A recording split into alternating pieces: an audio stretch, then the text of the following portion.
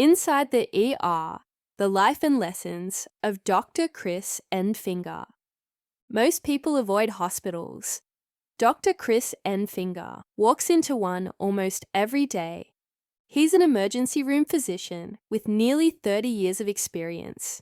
Based in Birmingham, Alabama, he currently works at St. Vincent's Hospital. His job?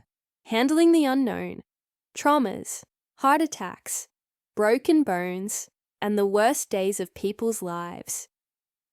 You never know what's coming through those doors, Chris says, but you show up anyway. That's the job. It's a job he's been doing since the early 1990s, and it hasn't just been about medicine. For Chris, it's about presence, people, and purpose. Chris was born on March 3, 1967, in St. Louis, Missouri. His mom was a hospital social worker. His dad owned a machine parts company. Both worked hard. Both served others. That shaped him. My parents taught me to work for what I believe in, he says. They never made excuses. That stuck with me. Chris went on to attend David Lipscomb University in Nashville. He majored in biochemistry, with minors in math and French. After that, he was accepted to the UAB School of Medicine and graduated in 1993. He then completed a residency in family medicine at UAB, where he was named Intern of the Year and later became Chief Resident. That early training laid the foundation for his career. I had the book knowledge, he says, but in residency, I learned how to stay calm under pressure. Chris still remembers his first ER shift as a resident. The adrenaline was real, he says. You're scared of missing something. You double-check everything. But he also remembers the older doctors who mentored him. One in particular stood out. He didn't just teach me procedures, Chris says. He taught me how to carry myself when a family was grieving. He showed me how to speak clearly when everyone else was panicking. Now Chris is that guy for others. I take mentorship seriously. Medicine isn't just science. It's emotional endurance too. Residents need someone to show them how to handle that.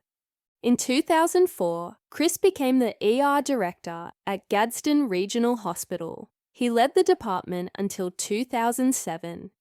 It was more than just running a team, he says. It was about creating a culture, one where people felt supported, even on the hardest shifts.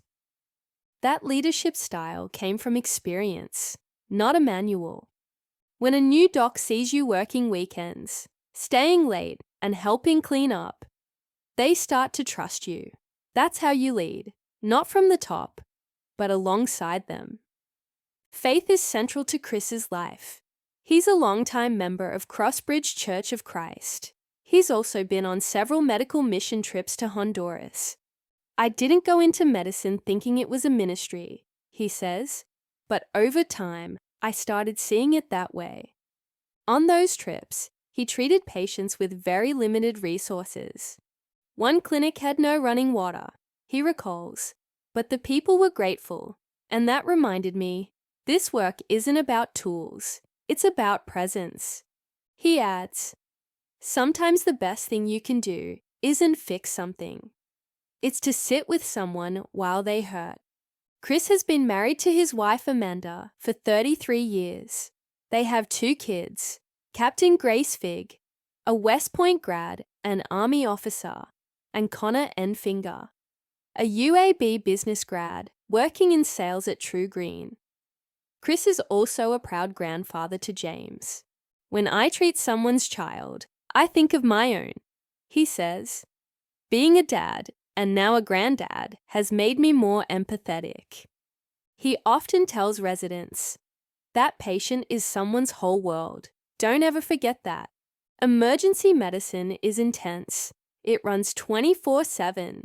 So Chris works hard to stay grounded. I play guitar, I read, I hit the gym. He says, it's not just about stress relief.